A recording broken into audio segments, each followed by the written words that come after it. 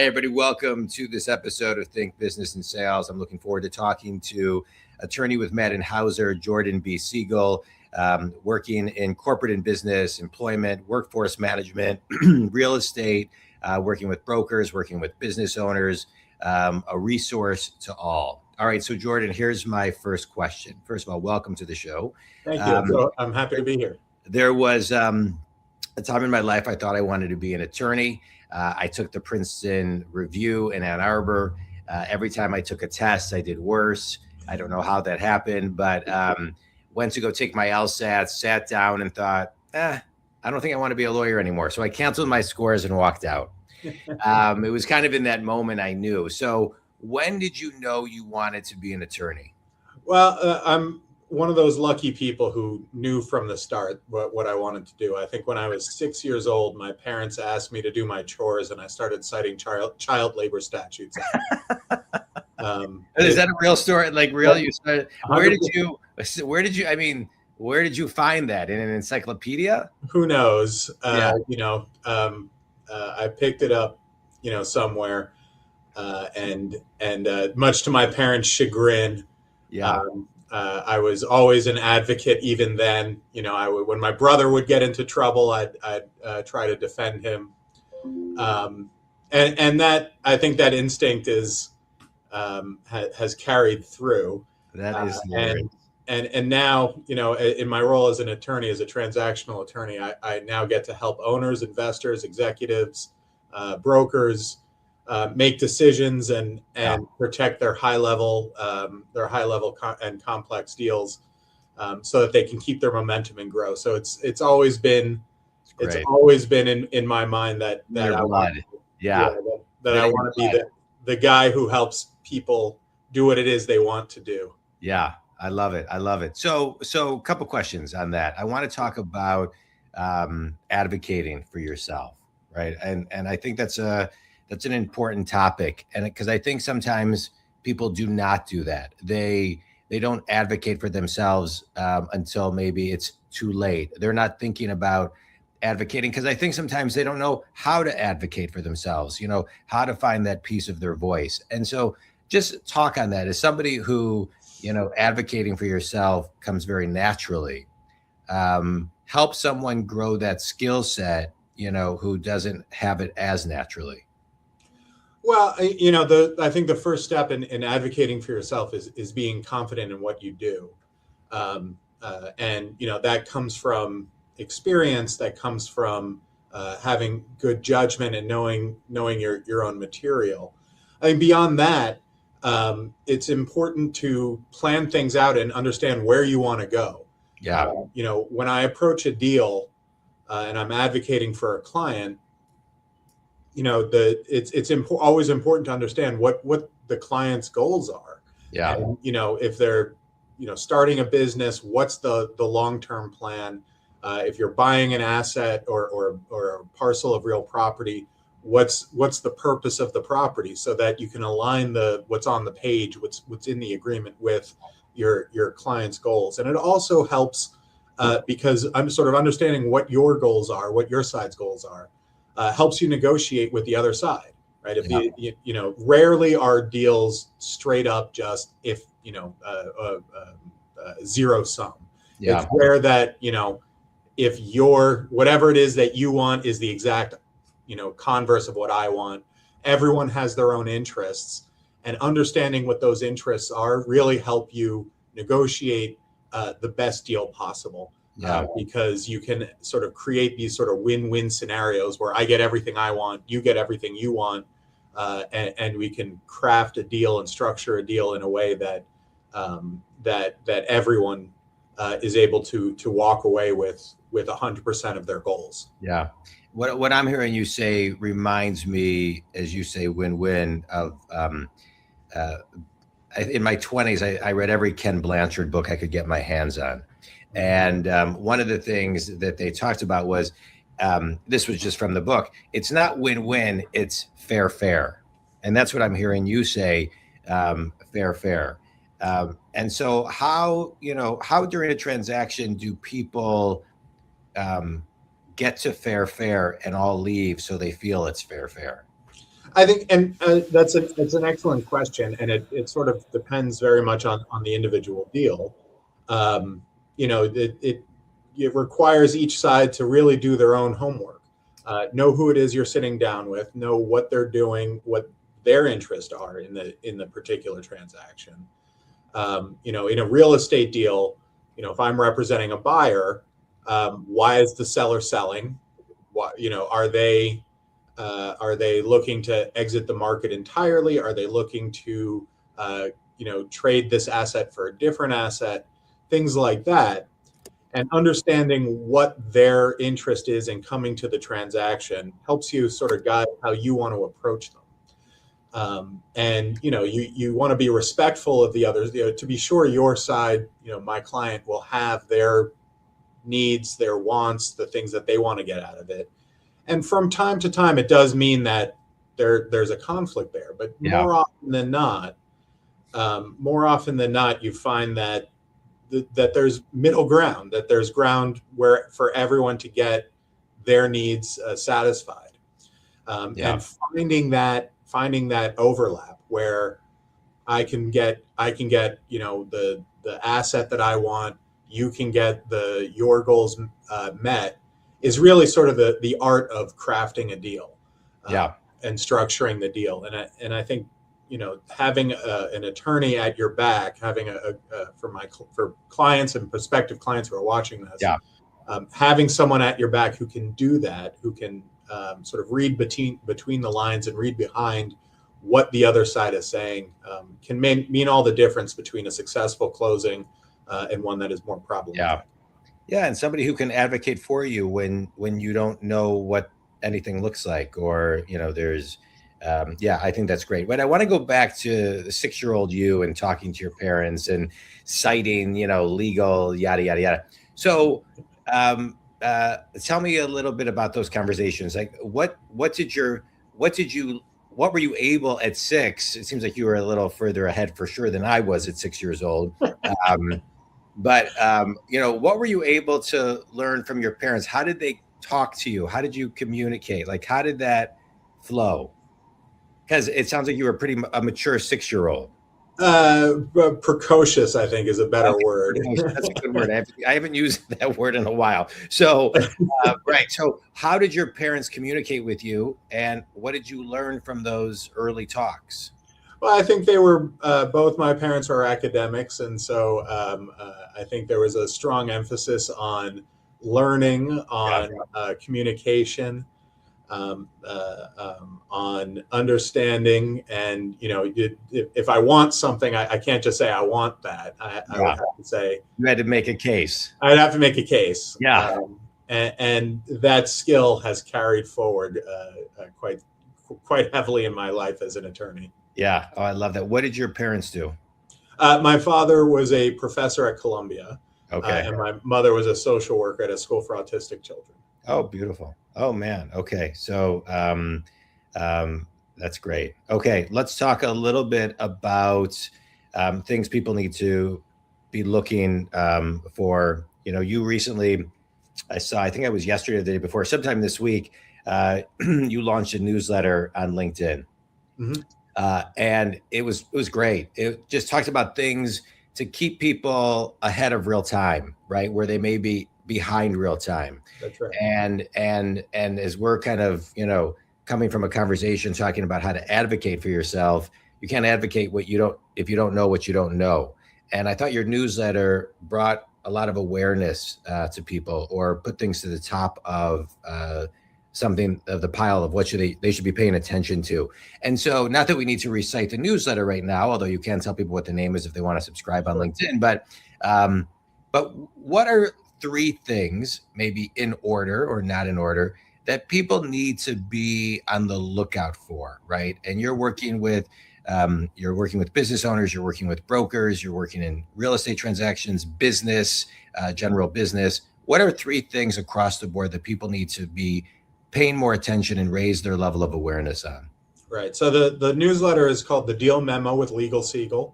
I love Legal Segal. That's great. You're lucky that you had your last name isn't like, Schwarzberg or something, right? Right.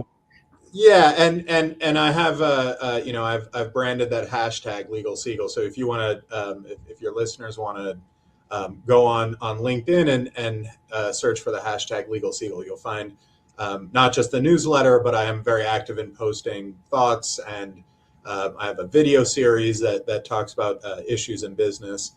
The newsletter, I really wanted to start. I really wanted to put out a regular discussion about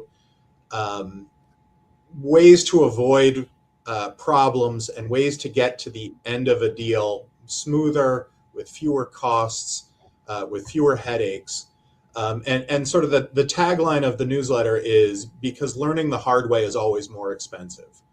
Yeah. And it's, look, business is, there's always a bit of trial and error in business, in any business line.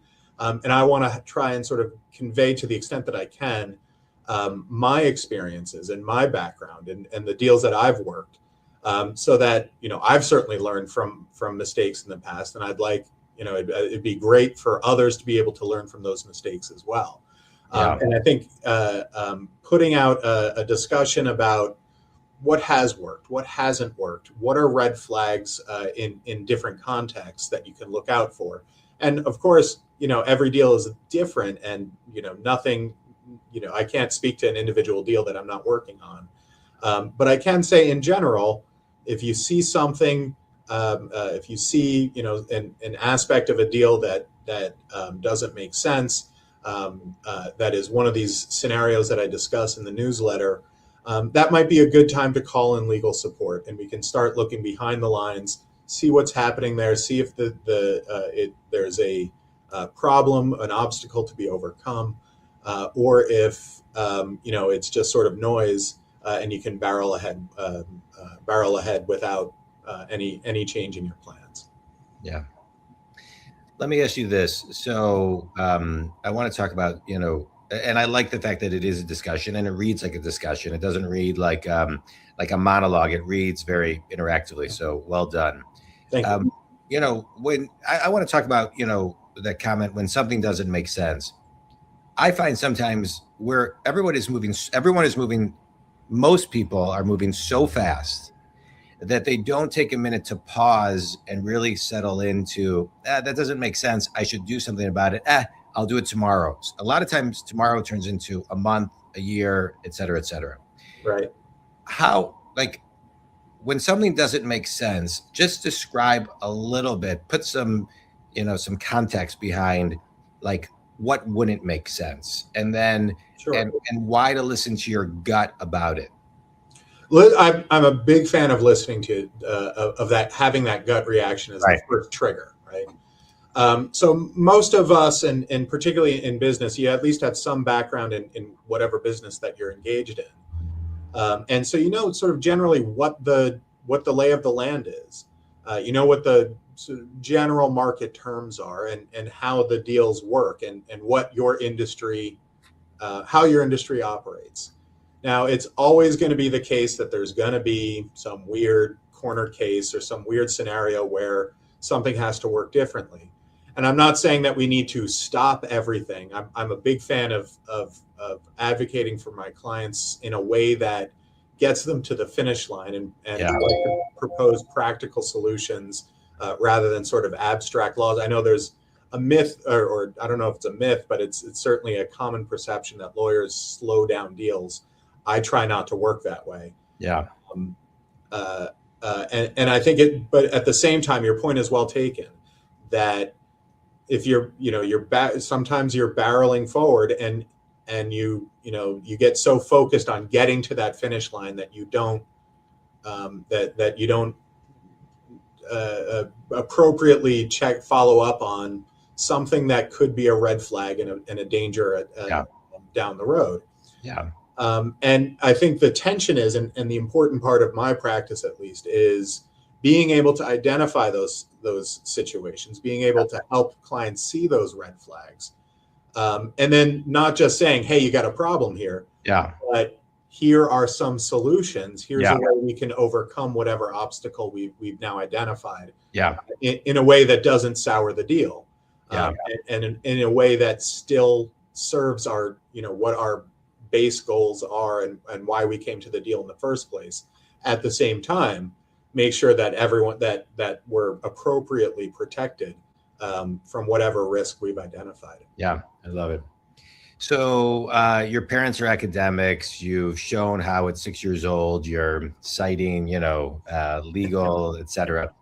So, but what's one thing that you needed to unlearn to become the attorney you are today? Well, legal reasoning is a different species of thought. Uh-huh. And I think one of the most important aspects, important things that a lawyer can unlearn from their general life is that you need to think critically about every step in the chain of reasoning, right? It's not just, it's important to listen to your gut, as I say, but it's also important to really dig into each and every situation. And if you have if something has triggered that sort of red flag or that sort of gut feeling about a deal, it's important to remember that that's not a red flag is not a red light. It's a trigger for you to step in and say, okay, what's happening here? How can we overcome this obstacle? Not say, this is a no-go for the deal. And I think that skill is something that I've worked very hard on. And I think a lot of attorneys have a problem with. I think we're trained, lawyers in particular, are trained to be risk adverse. And they're trained to tell clients, here are your risks, run away from this. Yeah. And of course, there are deals that perhaps shouldn't happen. But in general, my clients don't come into a deal because they want to walk away from it. They come into a deal from the beginning because they see a value. Yeah. And respecting that and finding that middle ground between here's your problem and here's the way we overcome it is an important skill, and one that I think that I and my partners here at Maddin Hauser deliver on a daily basis. Great. Let's talk about your partners at Maddin Hauser. Law firm's been around for over 100 years, and you guys are great. What's it like being able to, or how are you collaborating with other attorneys as the full service firm that you are? Well, first I should say, despite the graying in my beard, I was not here for the founding. I was not here 100 years ago. Well, you never know. At 6 years old, maybe you could have been. Right. But that's one of the things that I love about Maddin Hauser is it's a very collegial firm. If I have a problem, if I have something that I haven't seen before, I walk next door to the offices on either side of me. I walk across the hall to other attorneys, and whatever it is, at least someone at Maddin Hauser has seen it, has dealt with it, and can easily provide me guidance when I need it.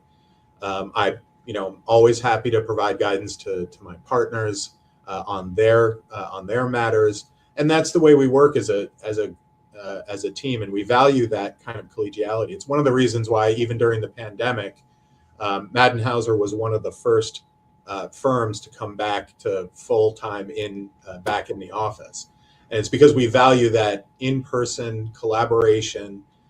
We value the input of all of our partners, support staff, associates across the board. Everyone's got a different perspective, and all of those perspectives are valuable. It's great. I love it. All right. Quick speed round. A book that made a big impact on you. There's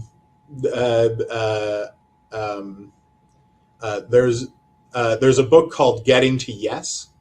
It's a good book. Really good book. Yeah. Yeah. And it's a book about principled negotiation. And it discusses how there's a better way. The typical view of negotiation is I pick a high number, you pick a low number, and we meet somewhere in the middle. Yeah. Getting to Yes really highlights that is almost always a suboptimal result. Yeah. That there's almost always a better way for you to get 100% of what you want and for me to get 100% of what I want. Yeah. And it's a different approach to negotiation. It's a book that I recommend. Yeah, it's a great book. Best piece of wisdom you've ever received? you are not the smartest person in the room. And I say you, not at you. I'm never the smartest person in the room. So I like it that way. I like to kind of sit back, learn from everybody, and then kind of make my move. Yeah. Right, but it's always important to recognize that other people in the room know things too. Yeah. Look, even when I'm walking into a deal where if it's just a common real estate deal, I've done, routine matter where I've done hundreds of them. It's always important to remember that I don't know everything, that there may be something that I'm missing, and that everyone else in the room can contribute as well. I think valuing that helps me at least not miss details, not miss arguments and analysis that can be crucial in any negotiation. That's great. Define yourself in one word. Passionate. I like working with passionate people. I love what I do for a living. They say if you love what you do, you'll never work a day in your life, and I'm happy to live that. Me too. I love making deals. I love working on deals for people, and I love working with business owners, with nonprofit leaders, with industry leaders who are passionate about what they do. And it makes me energized to work with someone who's energized about their project. Yeah, I'm the same way. I love what I do. I never feel like I'm working. I never want to retire. I mean, I love what I do. I think that's great. Jordan, tell everybody who your ideal clients are and where they can connect with you. Sure. You can. So my ideal client is a business owner starting out, a business owner who who has a long-term business, or just a business owner in general. Anyone who owns a significant asset and is looking to do a transaction involving that asset, or anyone starting a business or contemplating ending the business. My role is to help shepherd these businesses through whatever challenges they may have. I like to say that I help people do what it is they do to make money. You can always find me. You can find me here at Maddin Hauser. If you Google search for Maddin Hauser Rothenheller, you can find my bio, which has my contact information. You can email me at jsegal, that's JSEGAL at maddinhauser.com. You can find me on LinkedIn by searching hashtag Legal Segal. Again, that's SEGAL. And I'm always happy to talk. I'm always happy to be a resource for anyone. I'm always happy to just sort of bounce ideas, even if it's not someone who has signed me as their attorney. I'll certainly tell you where I think I'm comfortable just sort of chatting, and ultimately where I think you need to hire me to actually give you legal advice. Yeah. Sort of I'll guide that portion of the conversation. I'm always happy to be retained to address any problems you might be facing in your business. It's great. Well, Jordan, I appreciate your time today. Think Community. A couple of things I just want to highlight. The importance of not only being passionate, but I'll reverse engineer that to finding something that you're really talented in and making a career out of it, which you did, right? So you have talent and passion. The passion, I think, a lot of times follows when you really understand your talent, and then you find something to actually make money with your talent. It's a great thing. And if you love what you do and you can be a resource to other people and keep on growing your skill set, that is great. Advocate for yourself. And if you can't, find the people that can advocate for you. If Jordan can help, give him a buzz. Jordan, this was great. I appreciate your time. This was fun. Thanks for... didn't mean to press that. Thanks for everything. And appreciate your time being on. Legal Segal. If anybody wants it, it's on LinkedIn. Thanks, Jordan. Thanks again for having me.